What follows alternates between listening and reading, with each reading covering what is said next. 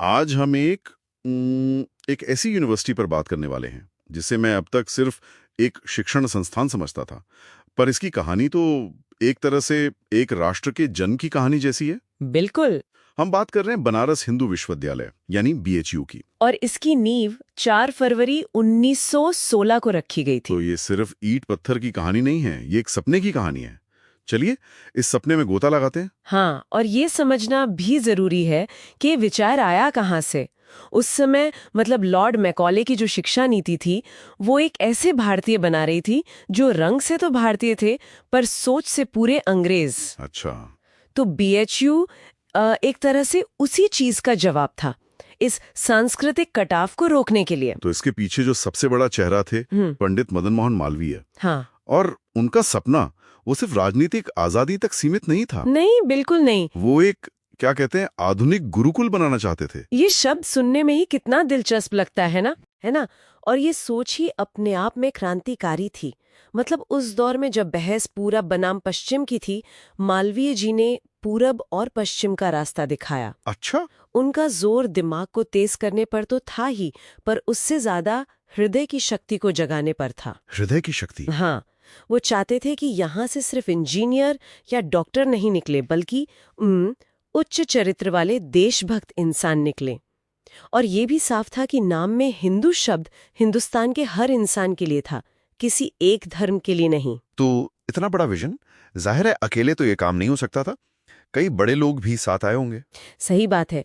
ये तो एक मतलब कई धाराओं का संगम था। आप देखिए, डॉक्टर एनी बेसेंट थी। हाँ। उन्होंने अपना पूरा सेंट्रल हिंदू कॉलेज इस बड़े मिशन के लिए समर्पित कर दिया। पूरा कॉलेज ही दे दिया। हाँ।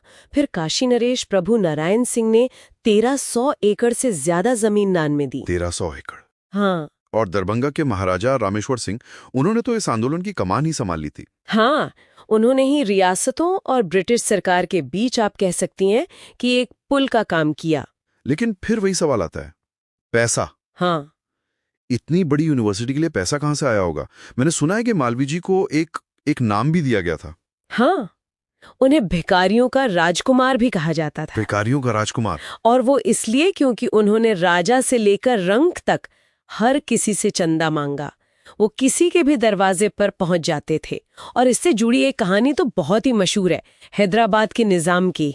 हाँ, मैंने भी सुनी है ये। कहते हैं कि जब मालवीय जी उनसे दान मांगने पहुंचे तो निजाम ने गुस्से में अपना जूता उनकी तरफ फेंक दिया। अरे! तो मालवीय जी ने वो जूता उठाया और कहा, ठीक है, अब मैं बाजार में इसकी नीलामी करूंगा। अब अपनी इज्जत बचाने के लिए निजाम को खुद ही वो जूता भारी कीमत पर वापस खरीदना पड़ा। क्या बात है। सोचे कौन कौन था? वाइसरॉय थे, बड़े बड़े राजा महाराजा सब मौजूद थे। जी। उसी मंच पर गांधी जी ने, जो अभी अभी दक्षिण अफ्रीका से लौटे थे, अपना पहला बड़ा सार्वजनिक भाषण दिया। और उन्होंने वहां बैठे सजे धजे राजाओं को उनके हीरो और जवाहरात के लिए कड़ी फटकार लगाई। उसी मंच पर हाँ। उन्होंने कहा कि जब तक देश के करोड़ों लोग भूखे हैं, आपको ये सब पहनने का कोई हक नहीं। उस भाषण से वहां हड़कंप मच गया था। तो एक तरह से कह सकते हैं कि इसकी नींव में ही क्रांति के बीज थे। और वो बीज बहुत जल्दी पनपे भी।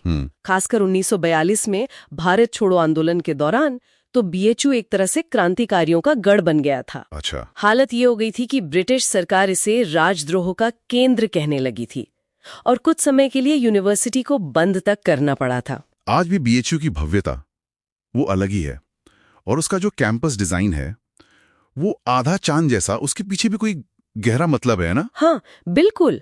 वो अष्टमी के चांद का प्रतीक है, जो एक तरफ तो काशी मतलब शिव की नगरी को एक श्रद्धांजलि है और दूसरी तरफ ये हमेशा अधूरा होने का एहसास भी दिलाता है। अधूरा होने का एहसास? हाँ, कि ज्ञान कभी पूरा नहीं होता, ताकि सीखने की विनम्रता हमेशा बनी रहे। तो इस पूरी कहानी से आज के लिए हम क्या सीख सकते हैं? क्या विचार है जिस पे सोचा जाए? देखिए, मालवीय जी का एक विश्वास था कि भारत की असली आजादी सिर्फ कानून या राजनीति से नहीं आएगी।